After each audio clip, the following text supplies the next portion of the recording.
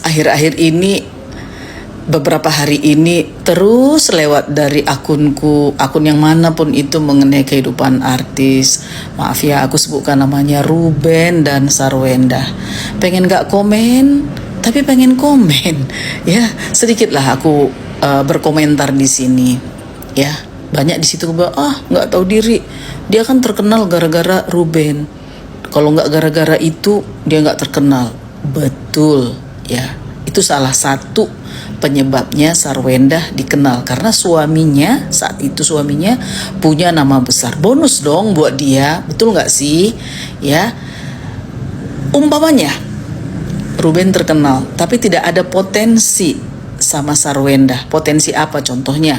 Dia bisa cari uang, bisa dia bergerak di bidang bisnis dan seni lah kita bilang. Kalau potensinya nggak ada, ya dia nggak dikenal orang. Tapi kenapa istrinya jadi ikut dikenal? Selain faktor dari si Ruben ini, ya dia ada potensi. Potensinya apa? Bisa cari duit, ya. Dia mungkin punya karisma untuk dikenal orang, ya. Nah, terus bonus lah kalau kita bilang nama si Ruben itu buat dia. Ya, jadi apa yang dicari si Ruben sama cari Sarwenda? Kalau menurut aku, ya, itu buat anak-anaknya dan itu rezeki buat anak-anaknya. Ya, kalau aku bilang nanti rezeki buat Ruben, aku bilang rezeki buat Sarwenda, nah kita ambil kesimpulan itu rezeki anak-anaknya. Ya, berapa tahun mereka berumah tangga baik-baik aja kan, itu kan. Nah, terus yang kedua, ya, di potensi tadi ya, kedua, kita perempuan sebagai ibu ya sudah ngerasakan lah gimana sakitnya melahirkan, baik itu normal maupun operasi. Pasti sakit kan? Nah, terus berapa besar sih kesalahan ucapan yang si Sarwenda lakukan itu? Terus semua kita membuli. Apakah nggak ada kita lihat kebaikan-kebaikan dari pasangan ini, Sarwenda? Itu aja kita ulik-ulik. Efeknya apa coba? Efeknya ke anak-anak. Ya kan? Efeknya ke anak-anak, kasihan anak-anaknya. Ayolah, dari komen kita, dari bicara kita, jangan itu jadi akar kepahitan nanti buat anak-anaknya. Nah, akhirnya kayak gini kan mereka juga nggak tenang kan untuk mencari uang.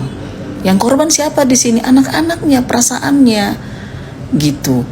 Ya, jadi kesalahannya si Sarwenda ini nggak sebanding lah dibandingkan sakitnya melahirkan. Ya, habis melahirkan masih sakit, kita harus nyusuin anak, harus begadang pagi-pagi.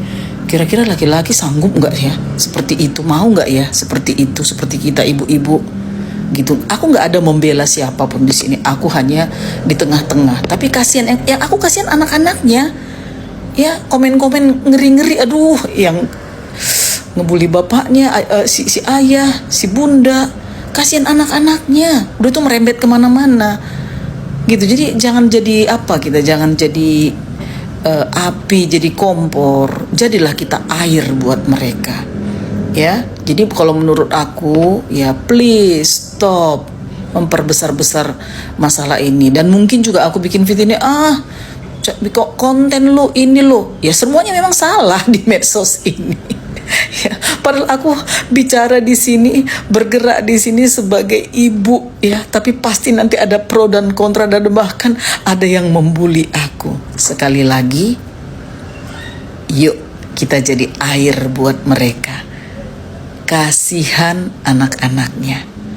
Ya, terima kasih. Mudah-mudahan videoku ini bisa, yang panas-panas itu bisa menjadi tenang. Yang angin puting beliung itu bisa menjadi angin sepoi-sepoi yang menyejukkan hati. Terima kasih.